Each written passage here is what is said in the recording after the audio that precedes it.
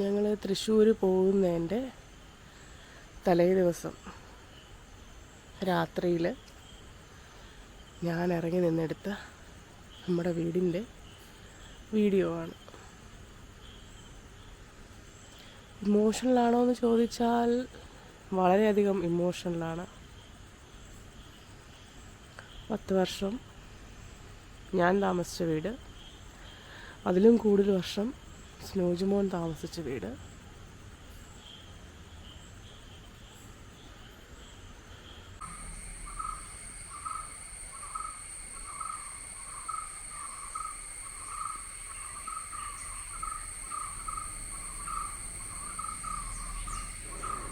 നമസ്കാരം, എല്ലാവർക്കും കാത്തൂസ് ഫ്രെയിമിൻ്റെ ഒരു പുതിയ എപ്പിസോഡിലേക്ക് സ്വാഗതം.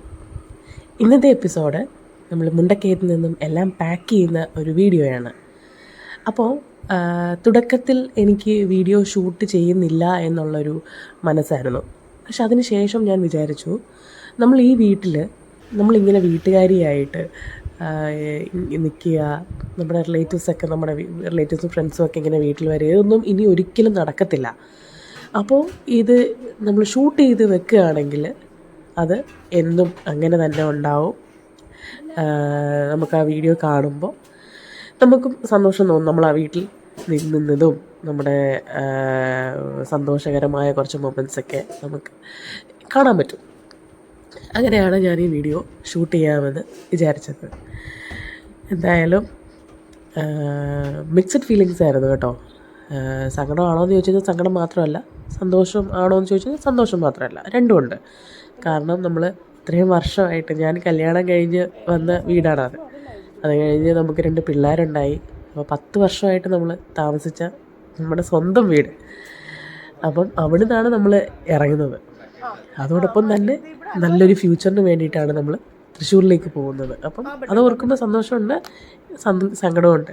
അപ്പം രണ്ടിൻ്റെയും ഒരു മിക്സഡ് ഫീലിങ്സിൽ നിൽക്കുമ്പോഴാണ് വീഡിയോ നമ്മൾ എടുക്കണോ വേണ്ടയോ എന്നൊക്കെയുള്ളൊരു കൺഫ്യൂഷൻ ഉണ്ടായത്. അറ്റ് ലാസ്റ്റ് എടുക്കാമെന്ന് ഞാൻ വിചാരിച്ചു.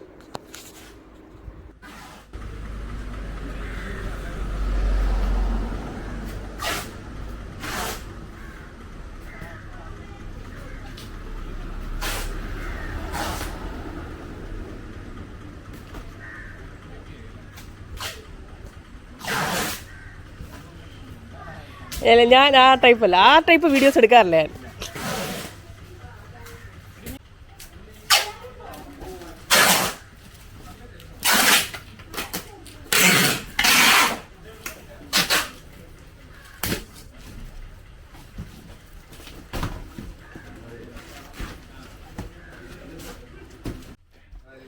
നമ്മൾ മുണ്ടക്കയത്ത് നിന്നും എല്ലാം പാക്ക് ചെയ്ത് പോകുന്നതിൻ്റെ ഒരു 2 ദിവസം മുമ്പാണ് ശരിക്കും പറഞ്ഞാൽ ഞങ്ങൾ അമ്പലപ്പുഴയിൽ നിന്നും മുണ്ടക്കയത്തേക്ക് വരുന്നത്.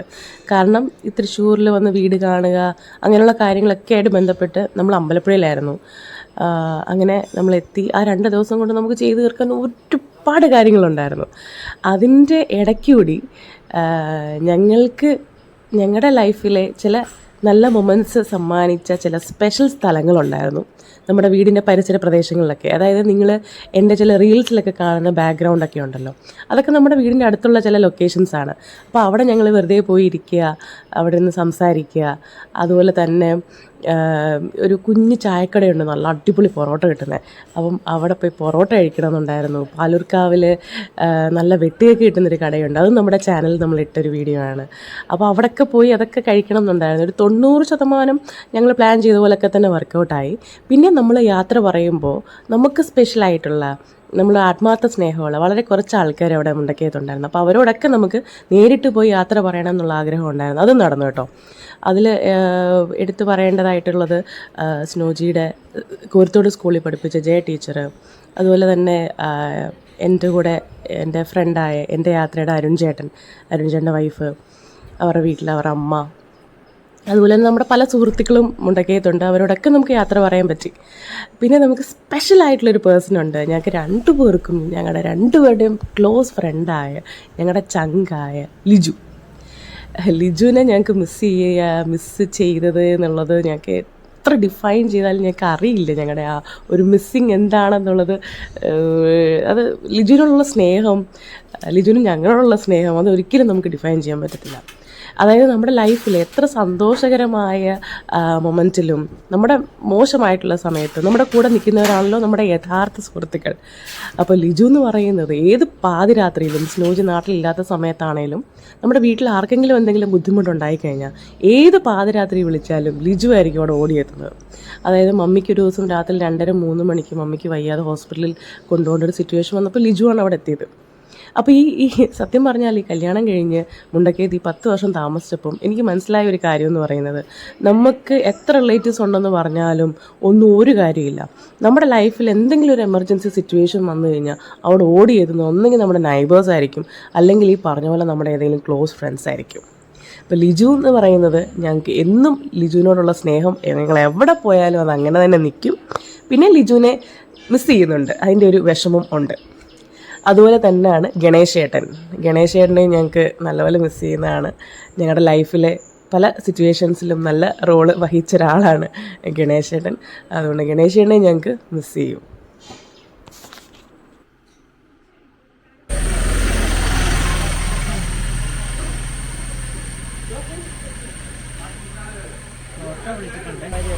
ഓമന ചേച്ചിയല്ല, ഇവിടുന്നാ തീ വരുന്നത്. തീ ഇട്ടോ നിങ്ങള്? പുക കാരണം ഞങ്ങൾക്ക് ഇവിടെ ഇരിക്കാൻ വയ്യല്ലോ.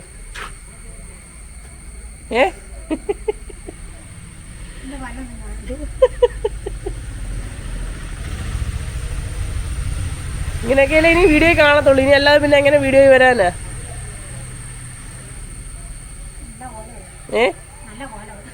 ചേച്ചിയെ ഞങ്ങൾക്ക് ഈ ഒരു യൂണിഫോമിലാണ് ഞങ്ങൾക്ക് കാണാൻ ഇഷ്ടം.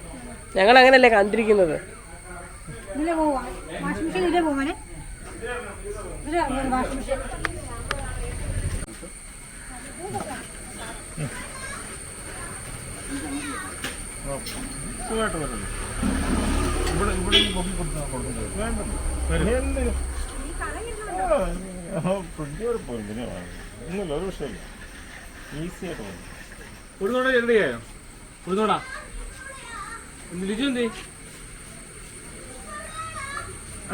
വണ്ടി ഇച്ചിടാൻ കയറ്റി വെക്കാം ആദ്യം വെച്ചല്ലേ.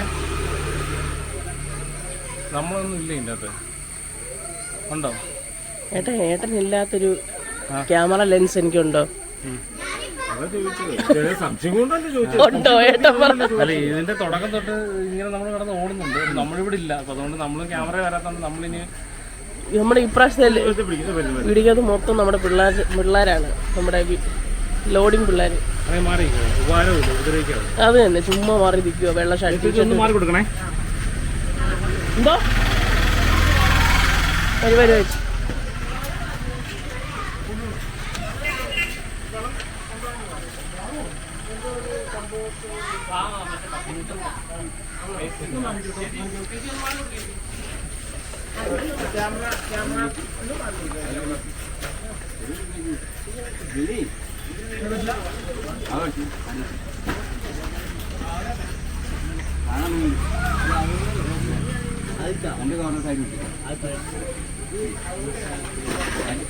കൈ വേക്കാണ്.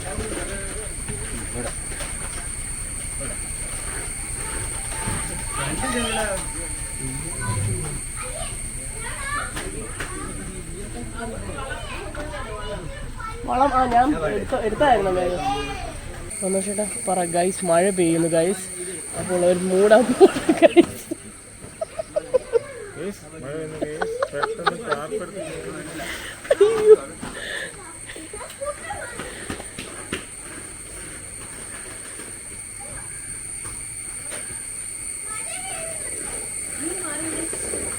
ഇതിലെവിടെ പോലെ സാധനങ്ങളുമായി പോകുന്ന ജെസ്സി ചേച്ചി, സഹായിയായി ഓട്ടോക്കാരൻ ചേട്ടൻ.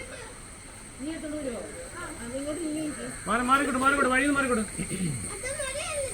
മഴ പെയ്യാൻ സാധ്യതയുണ്ട്, പെയ്യാതിരിക്കാനും. ചുമ്മാ വെള്ളം കയറുന്നില്ല.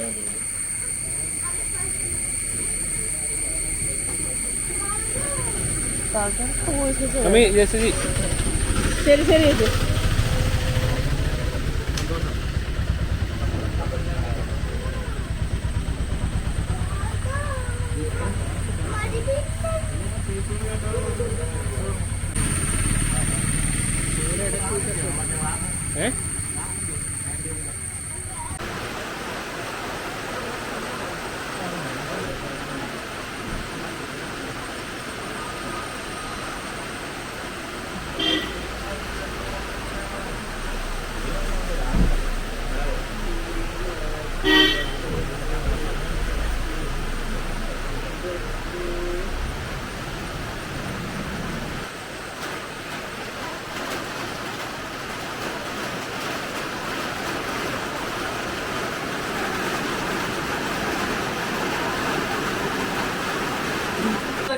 ആ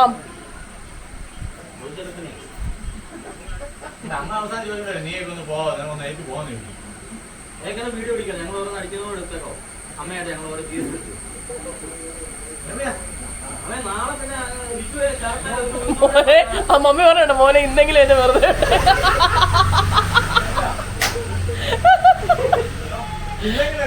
ഇന്നെങ്കിലും എന്നെ വെറുതെ ഇട്ടെങ്കിൽ അമ്മ ഞങ്ങൾ മാസം മാസം ഉണ്ട്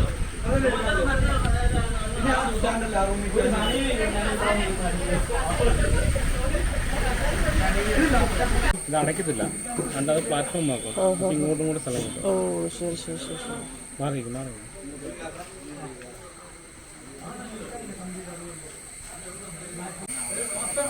എന്തോ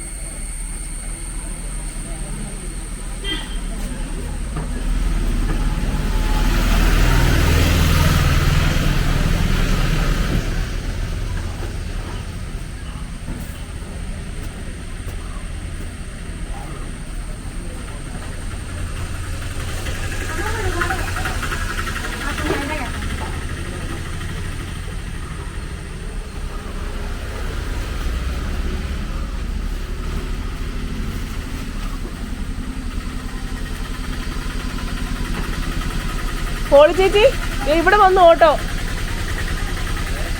അതല്ലേ ആ പോവാ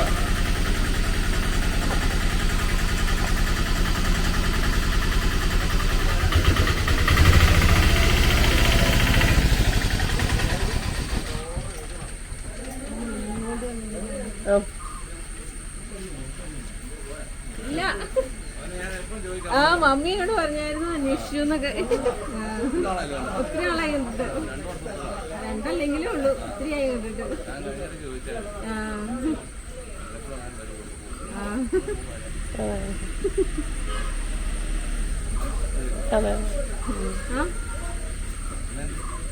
മമ്മി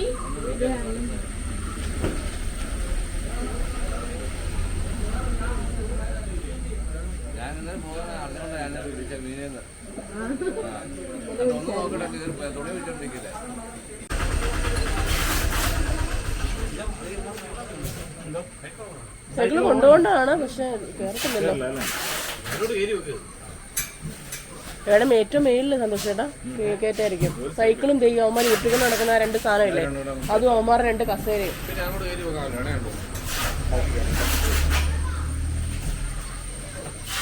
അത് ചോദിക്കാൻ പോണോ സന്തോഷേട്ടാ?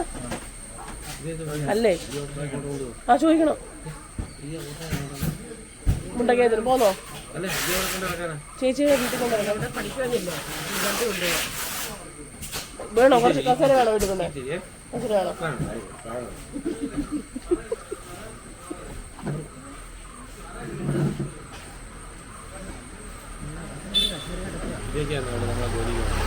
ഇവിടെ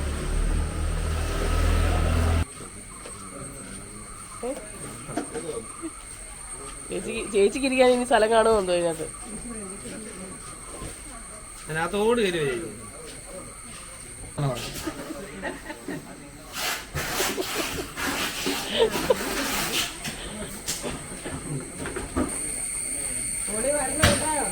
വരണം.